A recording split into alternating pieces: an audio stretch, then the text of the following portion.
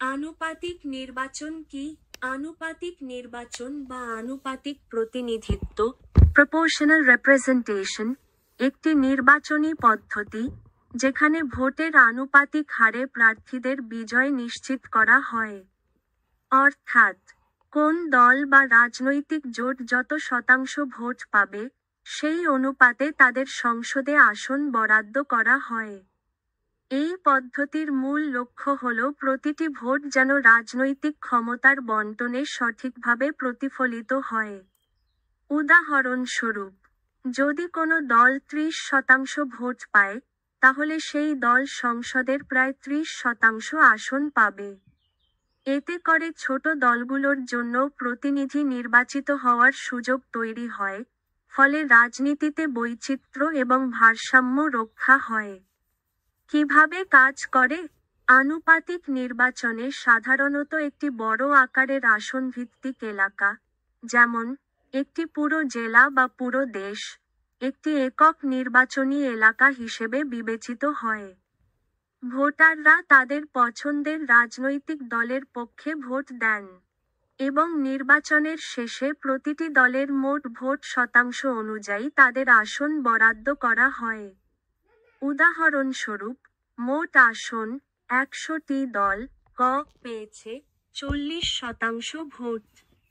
40টি আসন দল খ পেয়েছে 30% ভোট। 30টি আসন দল গ পেয়েছে 20% ভোট। 20টি আসন দল ঘ পেয়েছে 10% ভোট। 10টি আসন। আনুপাতিক নির্বাচনের সুবিধা: বিচিত্র মতামতের প্রতিফলন, ছোট দল বা সংখ্যালঘুদের মতামত সংসদে প্রতিফলিত হয়। ভোটের অপচয় কমে, যে ভোটগুলো বিজয়ী প্রার্থীকে জেতাতে পারেনি, তারও মূল্য থাকে।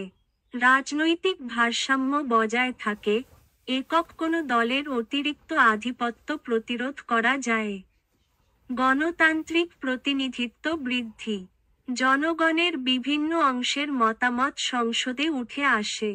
কিছু অসুবিধাও আছে: জটিলতা, এই পদ্ধতি তুলনামূলকভাবে হিসাব নিকাশে জটিল হতে পারে। জোট সরকার গঠনের সম্ভাবনা বেশি, একটি দল সহজে একক সংখ্যাগরিষ্ঠতা পায় না। ফলে জোট সরকার গঠিত হয়, যা মাঝে মাঝে অস্থিরতা সৃষ্টি করতে পারে। স্থিরতা কমে যেতে পারে, সিদ্ধান্ত গ্রহণে দেরি হতে পারে। আনুপাতিক নির্বাচন একটি আধুনিক ও অন্তর্ভুক্তিমূলক পদ্ধতি, যা ভোটের প্রকৃত মান নিশ্চিত করে। এটি এমন এক পদ্ধতি, যেখানে ভোটারদের প্রাধান্য বেশি এবং অধিকাংশ মানুষ তাদের মতামতের রাজনৈতিক প্রতিফলন দেখতে পায়। যদিও এর কিছু সীমাবদ্ধতা আছে, তবে গণতন্ত্রকে আরও শক্তিশালী ও প্রতিনিধিত্বমূলক করতে এটি একটি কার্যকর পন্থা।